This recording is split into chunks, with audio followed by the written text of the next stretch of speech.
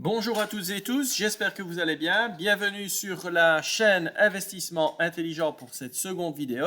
Et cette seconde vidéo aura pour objectif la présentation des ETF. Donc c'est un thème qui me tient particulièrement à cœur et je souhaitais le partager avec vous.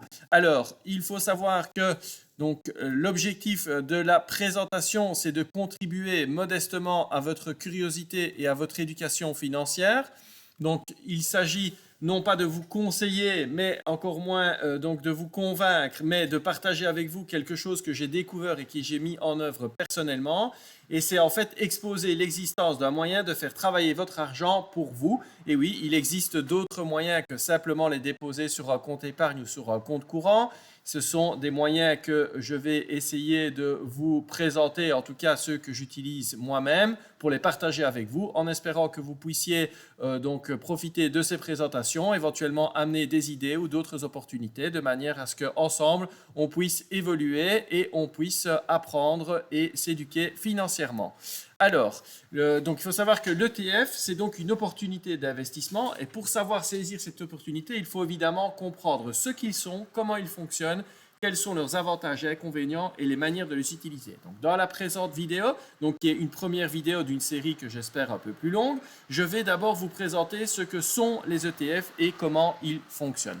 Alors, parler d'ETF, c'est avant tout parler de stratégie. Donc, c'est une stratégie qu'on va essayer, que je vais essayer, ou en tout cas que moi j'ai directement essayé d'appliquer.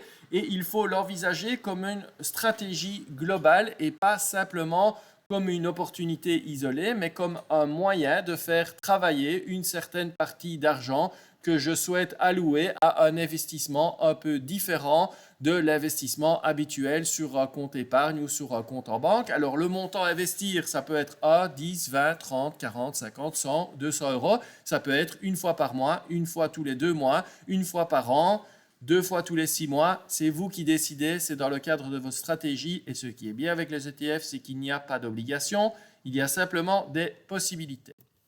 Alors, ce qui est important, c'est d'avoir cet aspect et cette approche stratégique. Donc, c'est vraiment primordial, c'est d'envisager vraiment cette opportunité comme une possibilité de mettre en œuvre une stratégie. Alors, qu'est-ce qu'un ETF? Donc, l'ETF, ou en tout cas l'investissement en ETF, c'est une méthode d'investissement passif en bourse. Le mot est lâché, c'est de l'investissement en bourse. C'est la catastrophe, tout le monde va se dire c'est pas pour moi, la bourse c'est pas pour moi. Et oui, c'est ce qu'on essaye toujours de nous faire croire, c'est que la bourse c'est pas pour nous. Alors, il faut savoir que certaines actions, ou en tout cas certains types d'investissements en bourse, je pense que ce n'est effectivement pas pour nous, mais il y a par contre des opportunités en bourse dont personne ne nous parle et pourtant qui sont bien présentes et utilisées par certaines personnes depuis déjà de nombreuses années. Et c'est ça que je voulais partager avec vous. Alors, on en arrive à la définition au cœur même de la présente vidéo. Qu'est-ce qu'un ETF? Un ETF, c'est l'abréviation de Exchange Traded Fund. Ça veut dire un fonds d'investissement qui cherche à suivre le plus fidèlement possible l'évolution d'un indice boursier. Les grands mots sont lâchés. 3 choses importantes. C'est un fonds, donc un ETF est un fonds. Quelle est son action? Il réplique. Et qu'est-ce qu'il va répliquer? Un indice boursier, du moins la performance de l'indice boursier. Alors, je vais reprendre systématiquement les 3 termes. Je reviens dessus, le fonds, la réplication et l'indice boursier. Le fonds, c'est facile à comprendre. Un ETF, c'est un panier. Un panier dans lequel sont repris plusieurs choses. Ça peut être des actions, ça peut être des obligations, ça peut être des matières premières, ça peut être une action, ça peut être 2 actions, ça peut être 100 actions, 500 actions, 1000 actions. Mais c'est toujours le même panier. Un ETF égale un panier. Et dans le panier, il y a 1 ou 2 ou 3 ou 4 ou 5, plusieurs choses. Et on sait évidemment toujours ce qu'il y a dans le panier. On n'achète pas un chat dans un sac. Deuxième chose, c'est l'indice boursier. On va répliquer un indice boursier. Qu'est-ce qu'un indice boursier? C'est un groupe d'actions qui est utilisé pour évaluer un secteur ou un marché boursier spécifique ou une économie.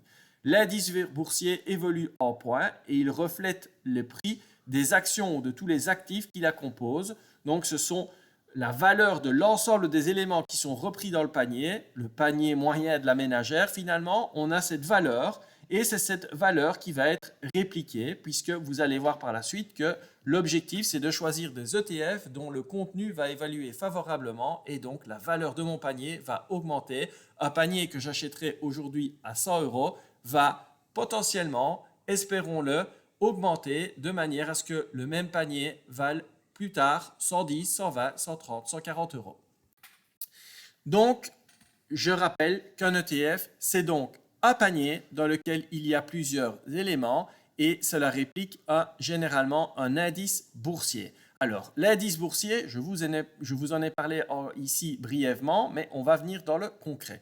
L'indice boursier, vous avez probablement déjà entendu parler à la fin du journal télévisé à TF1 ou à la fin de la chronique économique ou à la fin du journal à la radio, parler du CAC 40, du Dow Jones, du Nasdaq ou encore chez nous en Belgique du Belvin. Ça, ce sont des indices boursiers. Alors, donc, que font ces indices boursiers? Mais en réalité, ces indices boursiers, ils comprennent eux-mêmes plusieurs éléments. On va prendre l'exemple du Belvin, qui est l'indice boursier reprenant les 20 plus grandes entreprises avec la capitalisation boursière la plus importante. Ce sont les entreprises belges les plus importantes. Le Belvin, c'est donc un panier. En tout cas, on ne va pas tout de suite parler de panier puisque le panier, c'est l'ETF. Mais le Belvin, c'est un indice composé des différentes actions. Quelles actions? Les 20 actions des entreprises les plus valorisées sur la bourse en Belgique. Il faut savoir que le Belvin est composé, vous le voyez, Ackerman, Edificia, AGA, dans les plus connus UCB, Solvay, D'Ieteren, KBC ou encore Proximus.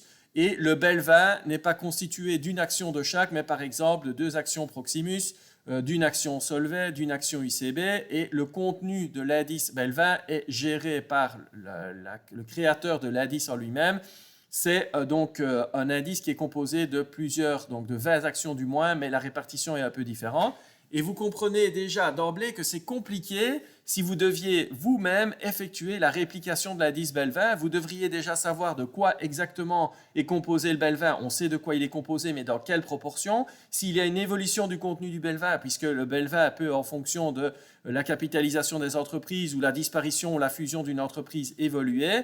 Évidemment, c'est très compliqué. Et donc, c'est pourquoi il existe un indice, le Belvin, qui reprend ces informations et qui évolue au fil des jours en fonction des marchés boursiers, c'est-à-dire les éléments qui le composent, qui vont augmenter, diminuer, etc. Et lorsqu'on prend un ETF, si on a un ETF Belvin, on prend un panier, l'ETF Belvin, et dans le panier, on a le même contenu que l'indice Belvin. Vous ne pouvez pas acheter de l'indice Belvin sur le marché boursier, mais vous pouvez acheter un ETF, donc un panier qui reprend tous les éléments identiques au Belvin, qui reflète le plus fidèlement possible le contenu du Belvin, et la valeur de votre panier va évoluer en fonction de l'évolution des différents éléments qui sont dans votre panier.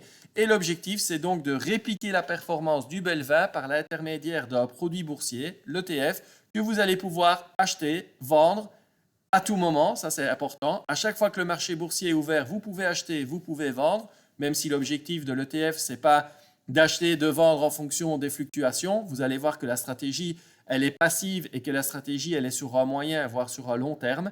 Mais donc, concrètement, l'ETF, c'est un panier d'éléments sous-jacents et on va essayer de répliquer la performance d'un indice boursier ou indice de matières premières, etc. Donc, je vous ai parlé du Belvin. Il existe d'autres indices. Les indices les plus connus, on entend par exemple parler du Nasdaq, du Dow Jones, du S&P 500, du CAC 40, de l'Euronext, du Nikkei au Japon.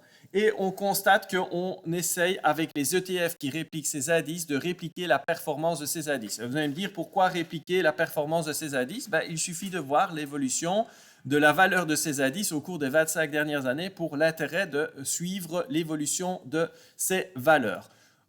Historiquement, on constate qu'ils ne font que croître. Ces indices boursiers ne font qu'augmenter au cours des années passées et depuis qu'ils existent, ils ne font que croître. Attention, ce qui ne veut pas dire qu'à certains moments, ils ne connaissent pas certaines baisses. Donc, c'est la moyenne. Donc, ça veut dire qu'au cours d'une même année, ils peuvent baisser à plusieurs reprises et ensuite augmenter. Mais in fine, si on prend le Nasdaq au cours des 25 dernières années, l'évolution moyenne, donc qu'on compense aussi bien les pertes que les augmentations, c'est du plus 965%. Ne vous emballez pas, je n'ai pas dit que tous les ETF faisaient 965%, mais la personne qui a investi il y a 25 ans sur un panier ETF Nasdaq, donc un ETF qui reprend le contenu du Nasdaq, aurait gagné 965% de la valeur investie. Le Dow Jones 614, le S&P 500 547, le CAC 40, 160%, l'Eurostock, 154%, le Nikkei, 26%, etc. Alors, je vous ai parlé d'une stratégie et d'une méthode d'investissement. Je vous ai dit l'objectif d'un ETF, c'est de ne pas acheter et de vendre des actions en permanence. Et bien, effectivement, donc, c'est d'avoir cette approche de gestion passive dans le cas de l'achat d'un ETF ou de plusieurs ETF par rapport à une gestion active sur le marché boursier. Je vous ai dit, on parle de bourse, on dit d'office, c'est pas pour moi, c'est trop compliqué, il faut des traders professionnels. Votre réaction est tout à fait logique, mais le produit ETF s'applique et est intéressant pour une autre catégorie d'investisseurs, les investisseurs que l'on va appeler passifs ou du moins qui utilisent une gestion passive, ce qui ne veut pas dire qu'ils ne font rien, mais ils n'agissent pas directement comme acteurs de premier rang sur les marchés boursiers, ce qui nécessite selon moi des compétences professionnelles particulières. Alors, la gestion active par rapport à la gestion passive, je vous explique. La gestion active, elle nécessite une analyse permanente du marché. Si vous voulez acheter et vendre des actions directement de certaines sociétés, vous allez devoir analyser de manière permanente le marché. Quels sont les facteurs macroéconomiques, quelles sont l'évolution des taux directeurs, quels sont les résultats économiques de l'entreprise dont vous essayez d'acheter une action. Bref, vous devez travailler de manière continue. C'est un travail, c'est une profession, c'est la profession du trader professionnel. Par contre, la gestion passive, c'est une stratégie qu'on va établir au départ. Ici, l'objectif, c'est déjà connaître cette possibilité. Et on va établir des critères initiaux. On va déterminer, par exemple, dans quelle mesure on va investir, quel montant, à quelle fréquence et sur quoi. Et on va appliquer simplement de manière permanente ce type d'investissement de manière permanente ou de manière isolée. On peut très bien acheter qu'une seule fois cet actif qui est l'ETF. Alors, la gestion active nécessite des achats et ventes à répétition, tandis que la gestion passive, on décide d'acheter et quand on fait un achat, on achète en réalité des dizaines, des centaines, voire un millier d'éléments sous-jacents dans le panier. Dans le panier ETF Belvin, on achète 20 éléments sous-jacents en un seul achat. Dans le CAC 40, c'est 40 éléments sous-jacents.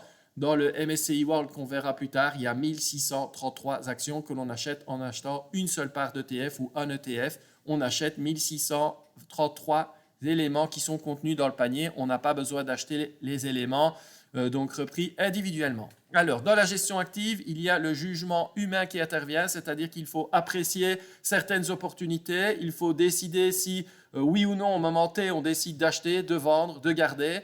Ça nécessite des compétences, ça nécessite un moral d'acier, ça nécessite des capacités de résistance à la perte, de résistance au stress assez importantes. Je vous l'ai mis aussi, c'est le stress, c'est la gestion active. Cela relève selon moi de compétences professionnelles particulières. Par contre, si on met en place une stratégie de gestion passive, il n'y a pas d'intervention humaine si ce n'est au départ le choix de votre stratégie et l'établissement de votre stratégie. Et ensuite, vous établissez un terme. Donc, le terme, c'est un élément important dans une stratégie passive. Ne pensez pas acheter un ETF aujourd'hui et le revendre demain en faisant 10-15%. Ce n'est pas un actif qui se négocie ou en tout cas qui s'appréhende de cette manière. Je pense qu'il faut envisager un terme pour les ETF les plus spécifiques, peut-être 1 an, et pour les ETF plus généralistes, il faut compter 3 ans, 4 ans, 5 ans, sachant qu'à tout moment, vous pouvez de toute façon récupérer vos liquidités. Si vous décidez que l'ETF dans lequel vous avez investi ne vous intéresse plus ou vous voulez récupérer votre argent, vous attendez que le marché boursier s'ouvre et vous revendez l'ETF à sa valeur du jour et vous récupérez vos liquidités. Ce n'est pas l'objectif, ce n'est pas la stratégie, il faut penser à terme, il faut fixer ce terme, mais si néanmoins un des avantages des ETF, c'est qu'on peut récupérer la liquidité. Je ne vous dis pas que vous récupérez l'ensemble de votre capital investi puisque l'ETF peut varier, que ce soit favorablement ou défavorablement. Tout dépendra du moment où vous décidez de sortir. Mais généralement, lorsqu'on établit un terme moyen ou long sur des ETF, c'est parce qu'on sait qu'il y a une tendance générale qui fait qu'au fil du temps, il y a une évolution positive des éléments sous-jacents qui la composent. Vous ne devez pas me croire sur parole. Je vous invite à aller Google, très facile d'accès sur votre smartphone. Vous indiquez croissance du Dow Jones, croissance du Nasdaq. Vous mettez sur des termes de 3 ans, 5 ans, 6 ans, 10 ans, 25 ans et vous voyez que tous ces indices n'ont fait que croître. Certes, il y a de la volatilité, c'est-à-dire qu'au cours d'une période, par exemple d'une année, donc la valeur peut chuter de 10, 15, 20%, c'est la volatilité d'un ETF, mais on constate que sur le moyen et sur le long terme, ce sont des valeurs qui ne cessent de prendre qui ne cesse donc de croître. On prend par exemple le cas du CAC 40. Donc il faut savoir que le CAC 40 a, à cette fin 2023, atteint son taux record. Donc l'indice est à son maximum record, ce qui veut dire que l'ETF qui réplique le CAC 40 est à sa valeur record. Donc elle a donc augmenté donc à un maximum qui est un maximum record. Alors, la stratégie passive, elle bat la stratégie active à quasiment tous les coups. Alors là, de nouveau, vous allez me dire, oui, il dit ce qu'il veut. Premièrement, j'essaye pas de vous convaincre. J'essaye simplement de vous informer et vous ne devez pas me croire. Vous devez, en tout cas, vous pouvez aller vérifier sur Internet. Vous utilisez le mot de recherche dans le moteur de recherche études Spiva ou les études Morningstar ou Lixor et vous allez voir que parmi les gestionnaires passifs et les gestionnaires actifs, c'est la gestion passive qui est généralement bien plus performante que la gestion active. Sauf à être un trader professionnel et très bon, vous ne saurez pas battre la gestion passive.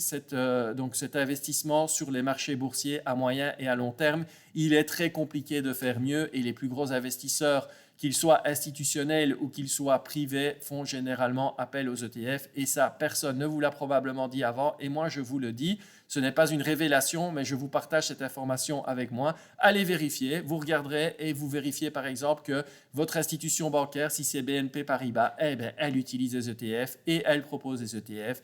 Belfius propose aussi des ETF. KeyTrade Bank propose aussi des ETF. Bref, tout le monde propose des ETF, mais comme ça ne leur rapporte pas grand-chose à eux, les gestionnaires, puisqu'il y a très peu de frais, eh bien, personne ne vous en parle. Et finalement, c'est certains qui continuent à exploiter ce filon, cette possibilité, cette opportunité, pendant que vous êtes bloqué sur votre compte épargne avec des 2%, avec une prime de fidélité, à condition que vous bloquiez votre investissement pendant un certain temps, ce qui veut dire que vous ne pouvez pas récupérer vos liquidités sauf pénalité.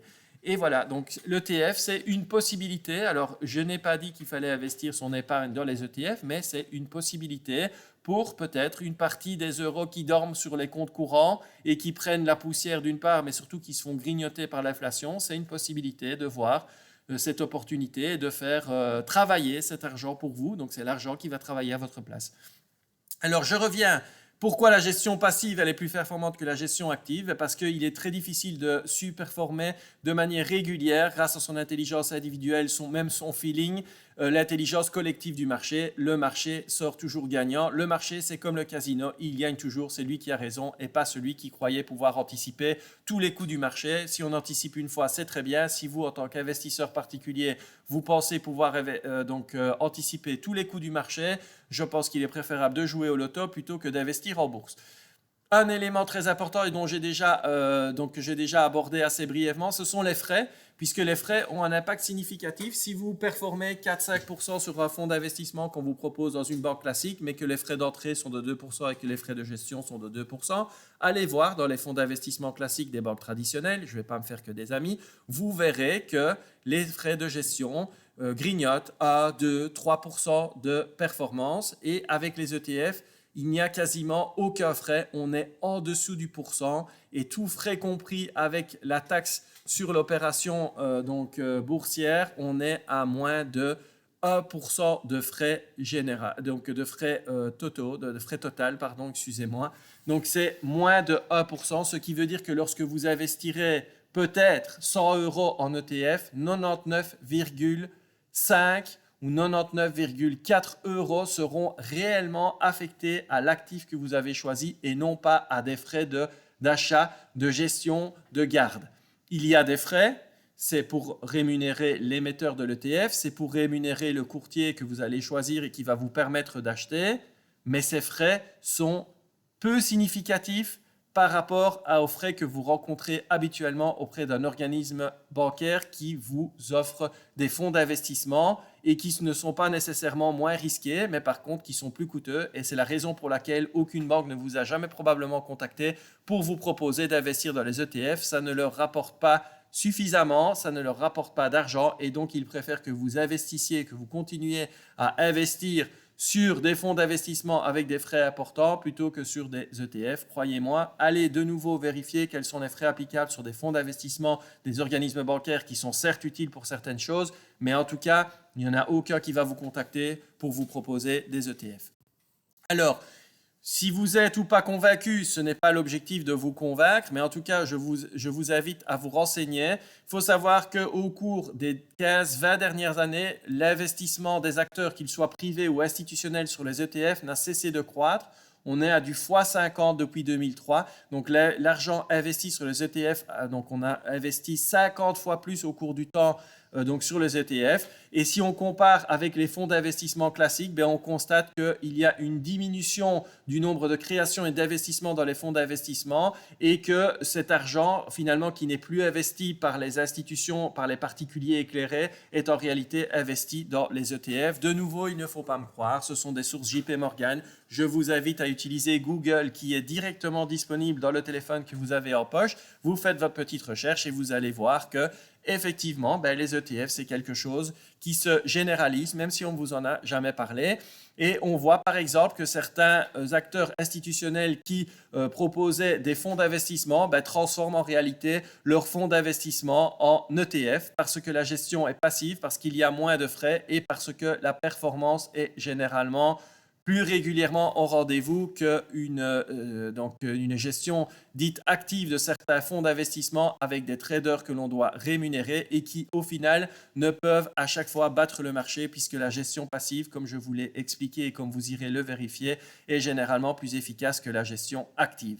Alors, lorsqu'on parle d'ETF, je vous ai dit, c'est donc un panier reprenant un ensemble d'éléments sous-jacents, donc les éléments qui composent le panier, et on peut avoir différents types d'ETF en fonction du contenu du panier. Alors, ce contenu du panier, ça peut être la réplication d'indices d'actions, d'indices boursiers, ça peut être la réplication d'obligations, ça peut être la réplication de la performance de secteurs ou de thématiques comme l'énergie, l'intelligence artificielle, la défense, l'eau, les véhicules électriques ou les véhicules tout à fait classiques. Le marché automobile a un indice spécifique et il existe un ETF qui permet de répliquer la performance de cet indice. Et bientôt les crypto-monnaies, je vous invite à aller lire. Par exemple, actuellement, il y a une discussion entre le régulateur américain, la SEC, et BlackRock, qui est un des investisseurs, donc qui est des émetteurs les plus importants en matière d'ETF, pour avoir un ETF qui réplique le cours du Bitcoin, pour ne plus que les investisseurs soient obligés de passer par l'intermédiaire d'une plateforme en crypto pour avoir une réplication de la performance du Bitcoin donc avec l'intermédiaire d'un ETF, et c'est en cours de discussion et ça devrait aboutir très rapidement dans les jours ou semaines à venir. Et enfin, il y a des indices qui sont liés aux matières premières, c'est-à-dire que plutôt que d'acheter physiquement de l'or, de l'hydrogène, de l'aluminium, vous allez pouvoir acheter un panier qui réplique la performance d'un indice basé sur l'or, d'un indice basé sur certaines matières premières. Il en existe tant et plus. Il faut savoir que depuis la création des ETF en 1993, il y a plus de 8000 ETF différents, donc qui répliquent différentes choses dans les 4 catégories que je viens d'exposer, et que plus de 2000 ont été émis en Europe, donc spécifiquement des ETF qui sont proposés sur le marché européen. Alors, pour terminer cette présentation et la définition d'un ETF, je vais vous présenter 3 ou 4 ETF pour que vous compreniez bien comment fonctionne et que réplique un ETF. Le premier, c'est un ETF action et il va répliquer l'indice MSCI All Country World. Donc son petit nom, c'est ACWI si vous faites des recherches. Donc sur Internet, vous tapez ACWI et vous allez voir que c'est un ETF. Et cet ETF, en tout cas, c'est un indice et il existe des indices, des ETF, des paniers qui essayent de répliquer la performance de cet indice. Et il existe plusieurs ETF d'ailleurs qui répliquent le MSCI All Country World, mais c'est un indice qui est le plus répliqué, qui est le plus généraliste et qui est généralement utilisé par de nombreux investisseurs. Pourquoi? Parce qu'en réalité, cet indice vise 23 pays différents, donc l'activité d'entreprises qui sont réparties dans 23 pays. Il y a 1633 actions disponibles, donc vous n'achetez qu'une part d'ETF ou vous achetez un ETF, c'est très important, vous pouvez acheter une part ou un ETF complet en fonction du montant que vous voulez investir, 10, 20, 30, 40, 50, 500, 1000 euros.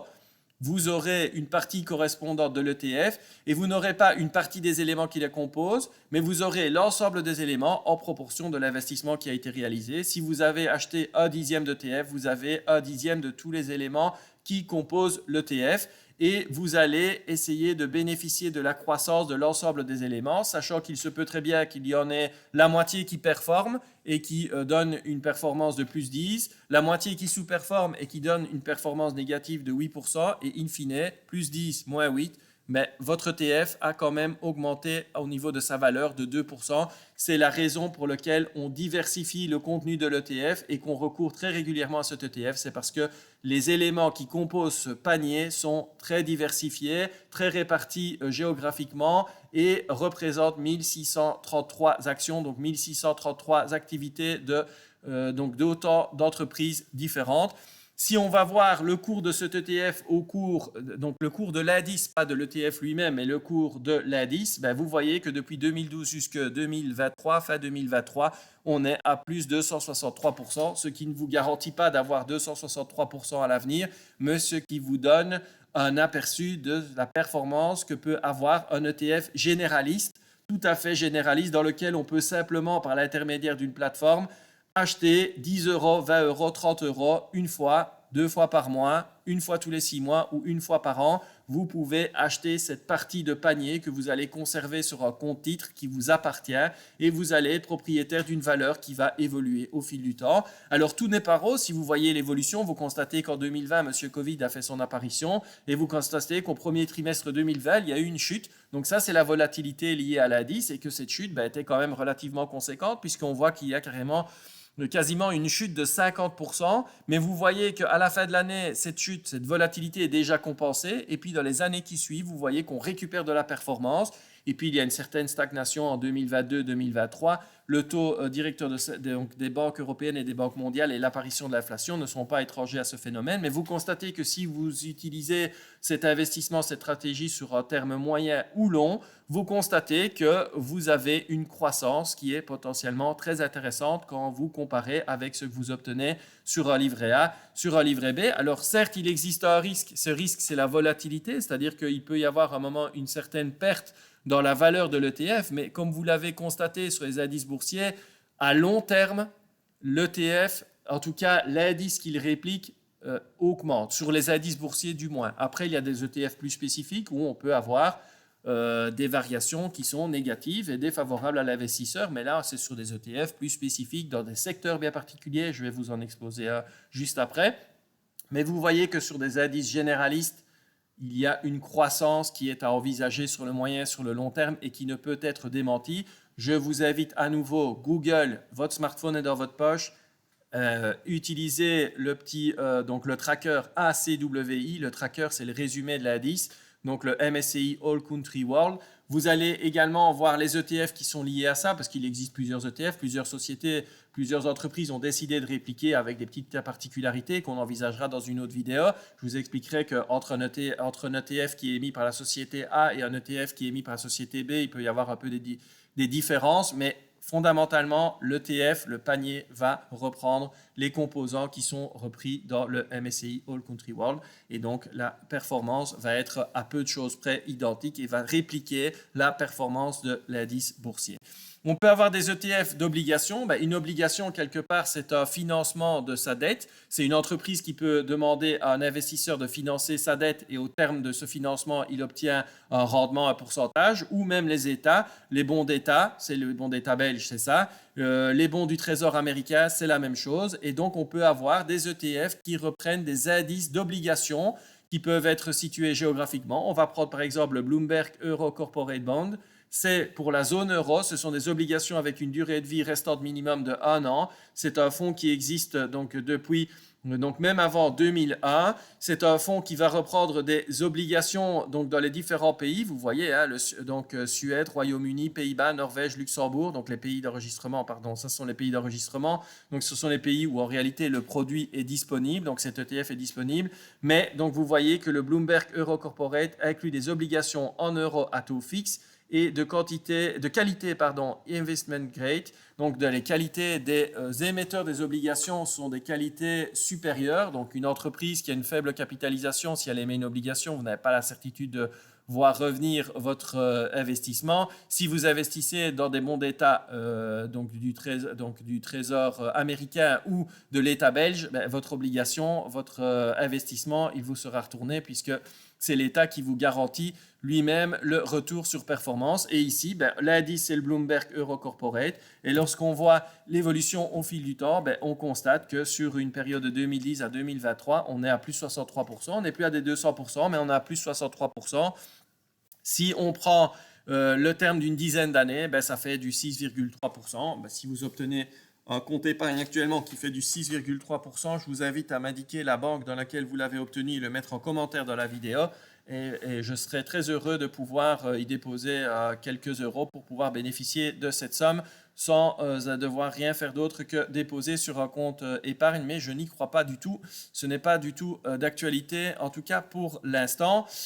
Alors, je vous parlais d'ETF qui répliquent des indices liés à des secteurs.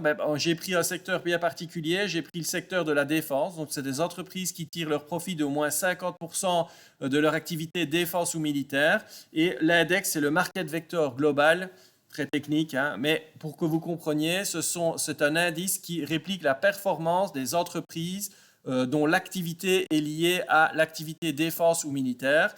On va reprendre donc des entreprises qui sont réparties donc il y a 28 entreprises différentes dans cet indice, elles sont réparties sur 9 pays. Quand vous achetez un ETF qui réplique l'index, donc qui est repris là, vous avez un panier avec dedans 28 entreprises, 28 actions d'entreprises, 28 parts d'entreprises qui répliquent la performance de 28 entreprises qui sont actives dans le milieu de la défense et dans le milieu militaire. Alors, ce n'est pas innocemment que j'ai pris ce secteur. Ben, comme vous n'êtes pas sans savoir qu'au niveau géopolitique, à l'heure actuelle, on rencontre énormément de besoins en défense et donc en équipement militaire. Et vous voyez que cet indice, depuis avril 2023 jusqu'à décembre 2023 est à plus 25%, ce qui veut dire que si vous achetiez au début de l'année pour 100 euros d'ETF répliquant l'index Market Vector, vous auriez à l'heure actuelle un panier qui vaut non plus 100 euros, mais qui vaut 125 euros.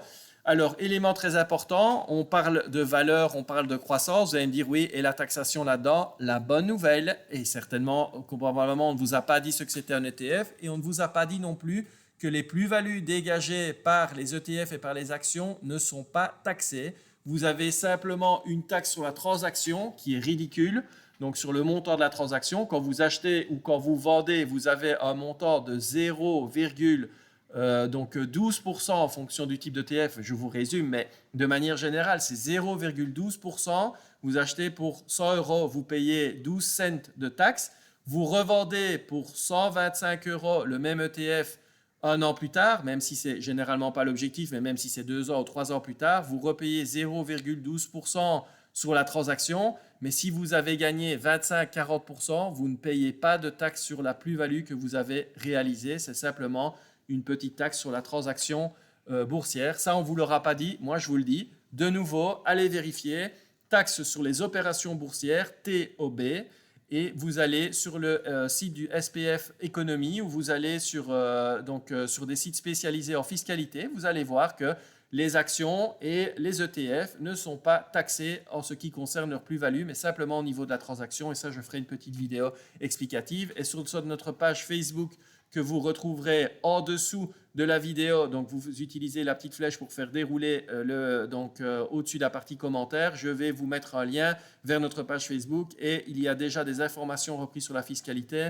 Et tout ça, je l'expliquerai. Même si on vous dit que c'est très compliqué, croyez-moi, si j'ai réussi à comprendre, vous y arriverez aussi. Vous décidez ce que vous en faites ou pas, mais ne vous basez pas sur l'idée que c'est trop compliqué et que vous ne parviendrez pas à comprendre. Faites-moi confiance, c'est tout à fait compréhensible, c'est tout à fait faisable pour un investisseur particulier que d'acheter un ETF, déclarer sa taxe sur l'opération boursière et de ne pas être pénalisé, on va le dire comme ça, par une taxe sur la plus-value. Il n'y a pas de taxe sur la plus-value, il y a simplement une taxe sur l'opération. Si vous ne faites qu'une opération d'achat et une opération de vente au bout de 3 ou 4 ans, avec une belle plus-value, vous ne payez que votre transaction et non pas la plus-value réalisée. Dernier ETF, c'est un ETF matières premières. Donc, je voulais vous exposer cet ETF parce que d'une part, c'est le 4e type d'ETF et d'autre part, c'est un ETF qui n'a pas nécessairement super performé. Donc, je ne voudrais pas vous laisser croire non plus que l'ETF, c'est un produit miracle. Ce n'est pas un produit miracle, c'est une opportunité d'investissement. Il faut établir une stratégie, mais la première étape, c'est de comprendre ce qu'est un ETF. Au moins en comprenant, vous allez pouvoir déjà compléter votre information, vous allez pouvoir faire vos propres recherches et vous allez pouvoir vérifier ce que je vous ai expliqué, ce que je vous ai communiqué et éventuellement poser des questions. Cet ETF matière première, c'est un ETF sur un indice qui réplique le prix du marché de l'aluminium.